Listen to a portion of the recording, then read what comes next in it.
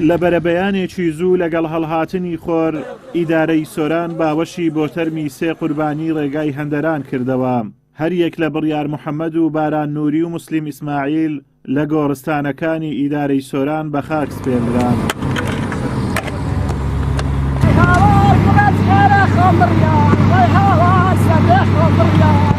مامی بڕیار دەڵێت چیرۆکی بڕیار جیاوازە لەوانی دیکە. دادگاکان بەکاری خۆیان هەڵناسن. ماوەی 3 ساڵ بوو کەیسەکەی لە دادگا بوو، یەکلا نەکرابووەوە، ڕێگای هەندەرانی گرتەبەر و لەوێ سەری نایەوە.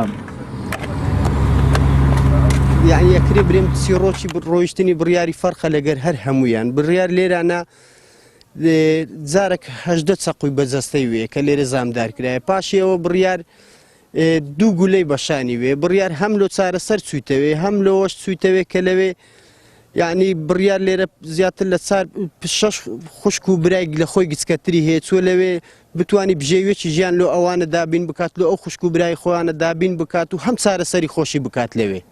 بە قورئان تقریبەی ڕۆیشتنی بڕیار تقریبەی کەیسی بڕیار نزیکەی 3 سال زیاترە بی. بڕیار لێرانە هەم تۆمەت بارکرا بوو، هەم لێرانە جەستەی بڕیار بریندار بوو. بڕیار لێرانە ڕۆیشت بوو چارەسەرێکی جەستەی خۆی بکات و لەوێ لێرانە زیاتر لە 3 ساڵە تا 4 ساڵیە دۆسێ بڕیاری لە دادگایەک لای نەکرایتەوە. باران نووریش دانیشتووی ئیدارەی سربەخۆی سۆران بوو، تەمەنی 24 ساڵ بوو. ئەو دەیویست بە دەستگیرانەکەی بگات لە بەریتانیا، بەڵام ژێر ئاوکەوتنی یەختەکەیان لە نۆکەندی ئینگلیز نەیهێشت خەونەکانی بێنەدی. باوشی بارانیش داوا لە گەنجان دەکات ڕێگای هەندەران نەگرنە بەر و جەرجی دایک و باوچیان نەسووتێنن. بەس داوا لە هەموو دایک و بابانەکەم، داوا لە هەموو گەنجی کوردەکەم،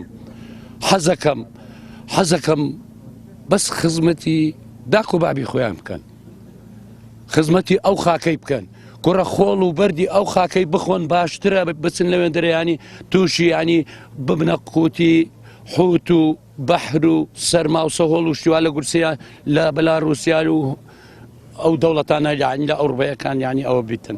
بەڕاستی داوان لێکم زۆر سپاس.